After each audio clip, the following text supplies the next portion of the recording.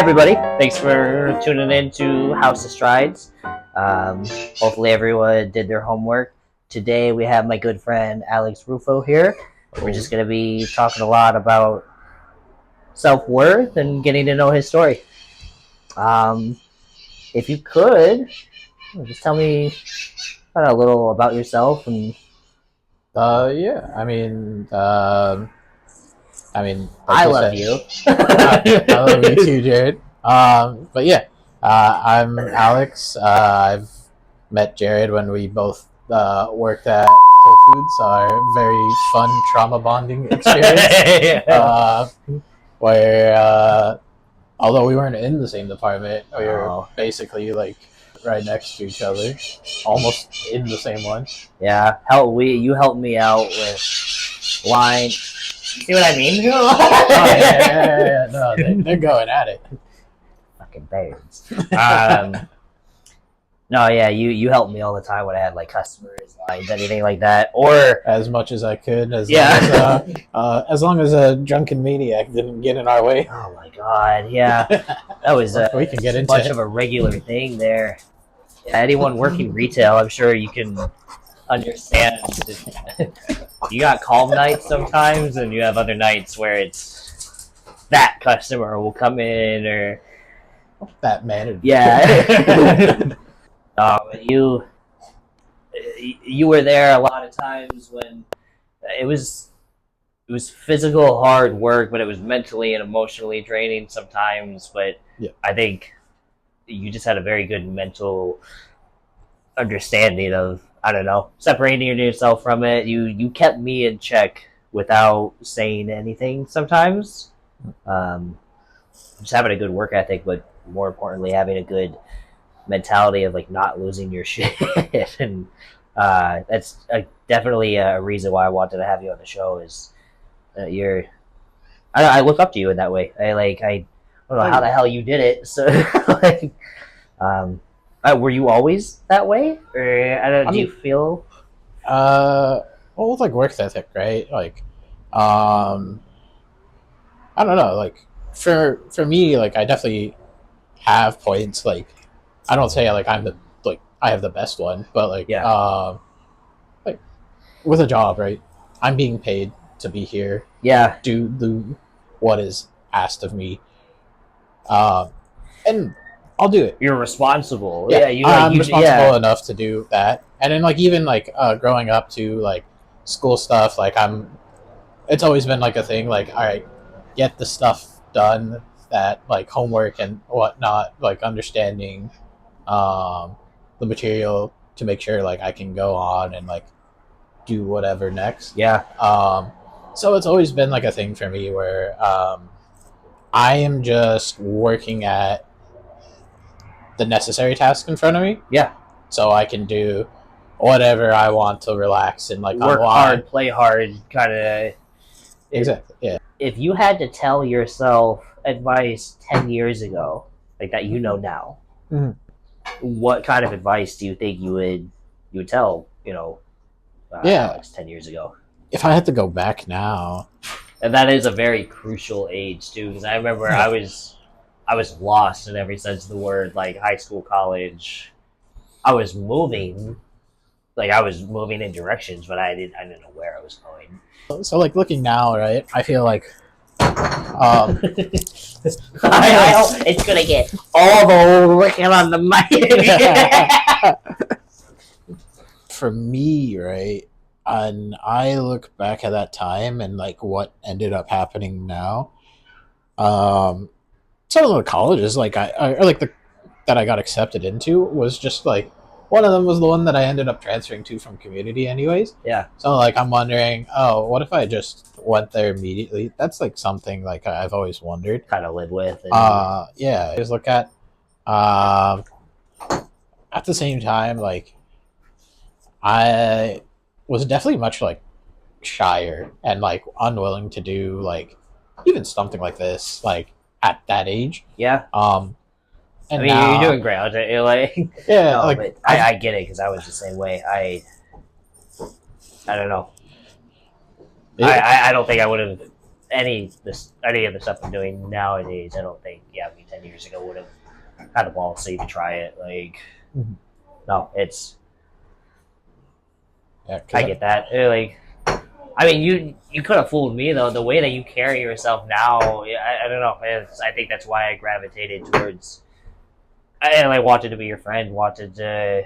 You didn't just have a good work ethic and a good attitude, but you, like I said, you kept a level of like calmness in the chaos that I've was been all through too good to much in go. my life. Well, whether you masked it really well, but you I've been through enough in my life that like I don't know. Maybe I naturally I saw that of there could be these 20 different things going on and all this just negative emotions, and somehow you Mhm. kept your level of like respect of you talk to anyone whether they're giving you a shit attitude or not, like you threw it back when necessary of like you know um if someone like snaps at you would snap back a little, and like I always I admired that level of I don't know. I felt like I was always too nice, and like Yeah, I mean, we you had. had such a good balance, and I. Oh, Oh! I've always kind of just like, I think had this attitude of like, at the end of the day, if it really bugs me, I'll talk with like a friend or something about Yeah, it yeah, and hear what they have to say and kind of just like think about it myself.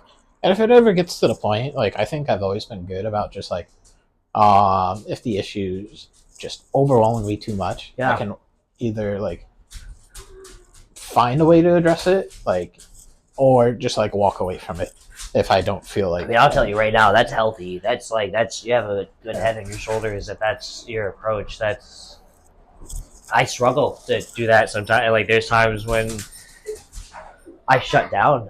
You know, I don't know if you're ever that way, but like kind of like you said, of at the end of the day, if it's still bothering you, there's plenty of times where like I'll sleep on it, and that's I try to not have my kids do anything like that, or not have my wife and I arguing, and never sleep on it angry. But the fact that you're able to like kind of talk about it, of like I don't know, address it, like get it out there, yeah, because you're aware of it. That's very yeah. like if no one has told you that they're proud of you for that, I will tell you that I'm proud of you for Thank that. you, That's a thank you. very good trait. I hope you never have that feeling comfortable enough to like, fuck, this is eating at me. Like let me. Like I was saying, right? I used to work at Starbucks. Like this last time around of like working there has been like one of like the most miserable times that like I've had to experience. Yeah. The company itself is like putting people through like the most like hell workplace. I think customers in general are like also frustrated with like how the company's handling Yeah. things, and since we're like the face of the company as it goes for those people, it really goes onto like the employees that run the stores and like work the shifts that keep it I believe the it business too, to because you flow. guys are there face to face with Mm-hmm. any frustrations, and you don't have even some do, but you don't see it.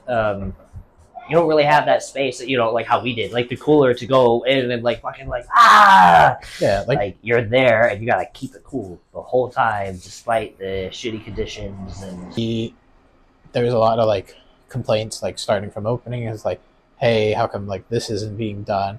Well, I mean, for one, that closing, constant opener close and everything. like Yeah, and the battle between the it two. was never the focus was never wow, it must have been crazy last night. Did you guys like do okay? Or like I noticed this wasn't done. Like Mm. I saw sales were this. Like you guys like everything all right? Like but it was always I hate that environment, yeah, where it's always this didn't get done or you're wrong, you're wrong, you're wrong. Yeah, Like a dog so many times, like they're not gonna come back. Like yeah, even just I'll say even just you understanding what it was doing to your mental health, getting out of those situations is an accomplishment in itself. Like that's not talked about enough, but I don't know. I'm open enough to tell people. I feel like if I would have stayed in the place that I was working at for any longer, like my mental health was just like I was coming home crying sometimes for no reason. Just like I'm just this is too much. Yeah. I want to build a community where everyone's like comfortable talking about mental health and what it does to us. I don't know, like maybe someone watching this just needing that sign of like, I got myself out of a situation that I knew was destroying my mental health. He got himself out of a situation that was destroying his mental health. Like, if you need a sign, there's your sign. It's scary, but I can say I don't know, I'm excited to live again. I'm excited to like, I don't have money for shit. Like I'm happy. I think just knowing how stressful the environment is, and trying to do it again and like hope things are better. That's why like you have to like really try to figure out like being dumb. No, it's true, and it's honestly I like that you bring that up. Like it's because you're you're not the first or the last person who's. I don't feel like it's regressing, but it's I can't think of the word for it. Desperation, I think. Yeah, a little bit too, where it's like you go with what's available and what's there, and I don't know, because you see a lot of like not just work cycles but life cycles where people they keep going back to the same situation and just keeps continuing to be toxic in one way or another, and it's hard. It's something that I feel like now you do have that good understanding of it, of knowing that like this just isn't good for me, and you've managed to get yourself out of that by yourself. So again, like more credit to you. Of I don't know, the money will come here and there, but your mental health is that sticks with you. yeah, that you're gonna. I don't know. I'd love to be your friend till the day they put me in the grave, and like I would love to see you happy. Shut the fuck up. Not you. We're having a heartfelt moment here. You're ruining it. Oh, I would love to see you, maintain a. So you want some chicken for lunch? I got a little BB gun. No, I would like to see you happy. And I think I'm not. You're a friend that I'm not worried about in like the nicest way I can say that. I think maybe if we had reconnected a few months ago when you were in that, maybe your mindset would have been different, and I wouldn't have felt like as confident in you. But now hearing you, like you sound like you've come a long way in a short amount of time, and you know your self-worth, and you're willing to put the work in anywhere and do your best and keep showing up. But it's I don't know, you're not gonna put yourself you're not gonna sit in a bed of nails. Like I'm really proud of you. I feel like you're doing something that help like 50, 60, 70-year-old women don't do for themselves, and I don't know, doing that inner work. I don't know. Yeah, I like that for this week's homework. Just I don't know, look for a little bit of that inner work that you got to do. And that's a good one. I mean, hell, I got to do that for myself. Sometimes I gotta. It's an endless cycle. It really is. I don't know. Again, the fact that you're aware of that within yourself, it's you're gonna go very far. Shut no. Always ruining the moments. No, this has been House of Strides. This has been House of Strides. Thank you again, Alex, for coming on. Let's go play some more Vampire Slayer. I will see you guys next week. The birds go too.